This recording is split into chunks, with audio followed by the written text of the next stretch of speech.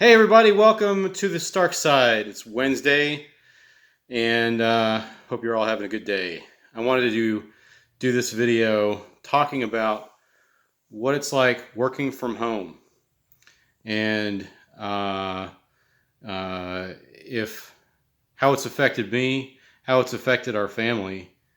Would I do it again, given the choice? And the dark side of working from home. So I know that there's a lot of people now. More and more people are telecommuting and working in like this non-office environment, um, and or you may be faced with the opportunity or the choice to quit your ordinary 9 to 5 office job to work for a small startup that you get to work from home. Well, let me tell you about my experience. So, so what I do, I'm a civil engineer, and I worked at a formal office in one of the larger companies in our area for about 11 years when a position fell into my lap, working with some former colleagues at this small company where I get to work from home. This job offer came at a time that where we had a 1-year-old daughter in daycare. My wife had just taken a new position and she was commuting further and life was crazy for her. And my commute round trip my commute to work was anywhere from 30 minutes to an hour, and work from work to home was about an hour. And so this position fell into my lap at a time when we felt like we really needed some relief in our day-to-day family operations. And so after negotiating with my now boss, I was able to basically take the job without a pay cut, although I don't receive benefits like I did in my last job. But there's other things that we do offer as a small company. But I wrestled with this decision for a really long time. At the time, I liked what I did. I was in a management role at my last job, and it was working out for me. I was well thought of.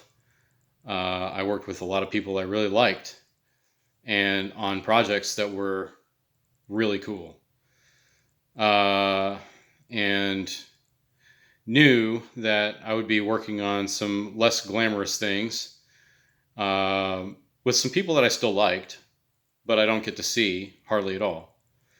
In fact, I might see my boss once every 3 months. Uh, so ultimately, I took the job. And within the first couple of months, I realized that working for a small company has its downsides. Working from home has its downsides. And it's hard to form relationships when you don't see people. One, it also takes a certain type of person to be able to work by yourself, stay focused and motivated. And so so the position has been it's been okay, but it's working from home, like I said, has its downsides. Now, has it affected my family? I thought that things would be a little bit easier. And they are in some ways. Um, but I thought that I would not have to have a commute. But ultimately, after about a year, we moved, and to the point where when I drop off the kids at daycare, my round trip commute to dropping them off is 45 minutes. And so, um, yeah, things changed.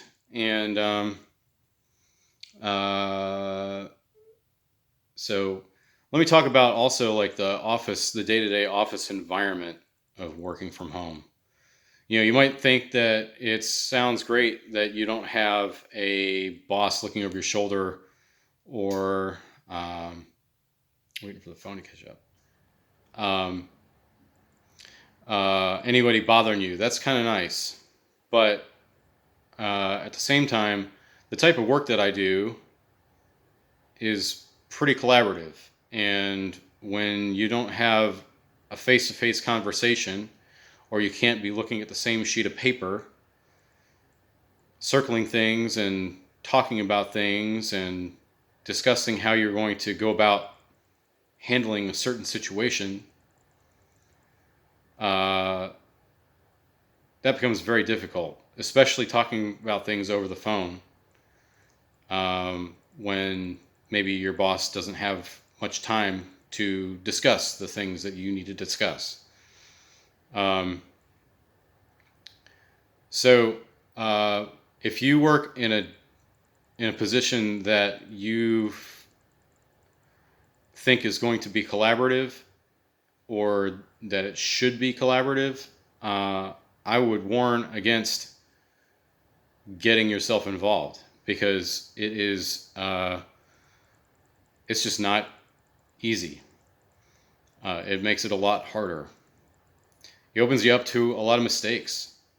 It opens you up to a lot of oversight. And uh, so you have to be on your A game, even though you're not, on, seeing people day to day. You still have to be on your A game. So, um, how has it affected our family? It's made things easier in that, uh, I'm relatively close by. But we have two kids, both in daycare, and if one of them gets sick or something happens, I can pretty much go at a moment's notice and go get them. But it doesn't change the fact that I have deadlines and I have things that have to get done. And should something come up immediately that needs my attention, and I'm in the middle of something and I've got a deadline and I've got to go get my kid, and uh, but I've got these two competing things, but my wife can't make it because she's in a meeting and this, that, the other. Uh, we I usually have to field those things, and it makes me look bad. It's hard to communicate all those things when you don't see your boss, or you don't see a coworker, or you can't reach them immediately. So yeah, if there's a kid that gets sick and it becomes real difficult.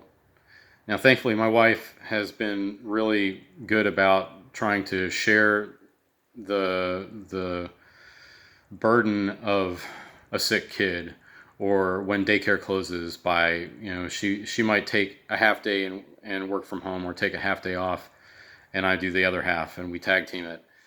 But it doesn't make it any less difficult. And in my line of work, if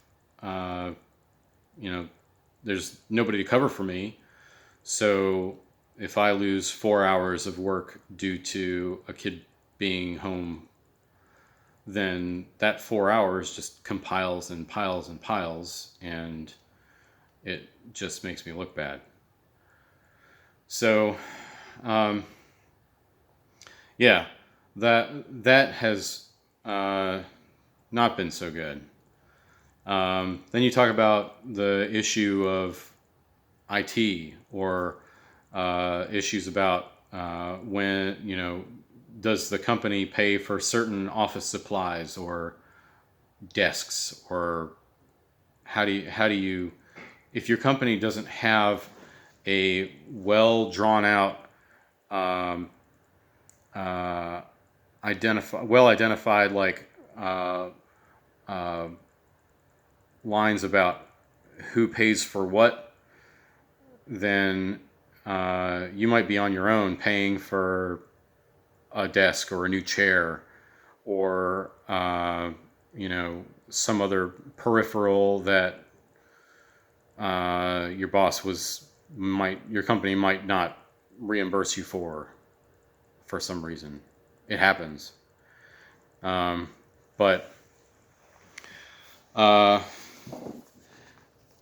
also, working from home, working alone, I have not been makes it very difficult to build your professional network, um, when you don't see anybody on a regular basis. I think that's been one of the things that has really been a challenge for me, is actually getting out from behind the desk and going to talk to people, because in my position, everything I do is behind the desk, and it doesn't I don't engage with many people outside of the few in my office. That is, the few that I work with, that I almost never see.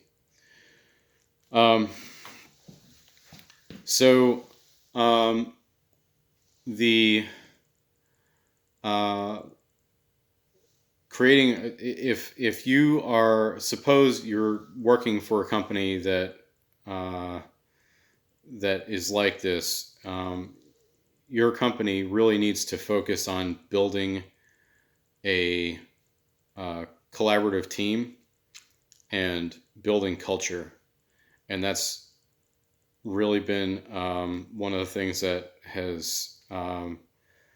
I've noticed has fallen short in this position.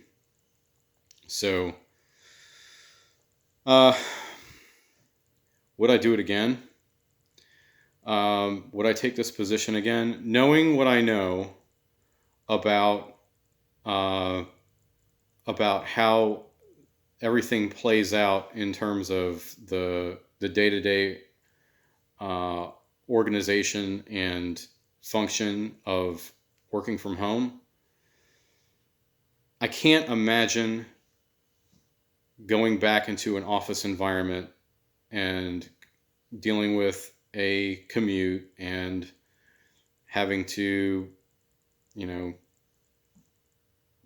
be be face to face with people. Um, I can't imagine how much that would drop a bomb on our family life. But um, I would not take a position working from home again unless I felt absolutely certain that um, that the company was going to uh, be upfront about their policies and about building culture. Um, it is very difficult to build rapport with a supervisor if you don't see them on a regular basis.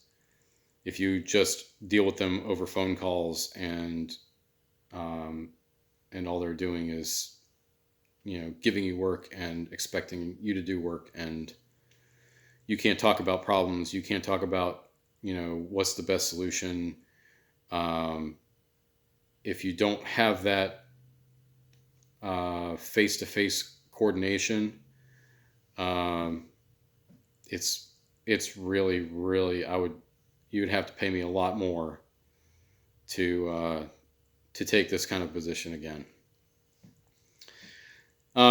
Anyway, I wanted to talk about that. I've got a couple more videos that I want to do in the coming weeks, so stay tuned. Hit that like button, share, subscribe, hit the notification bell, so you know when I'm going to come at you with some kind of knowledge.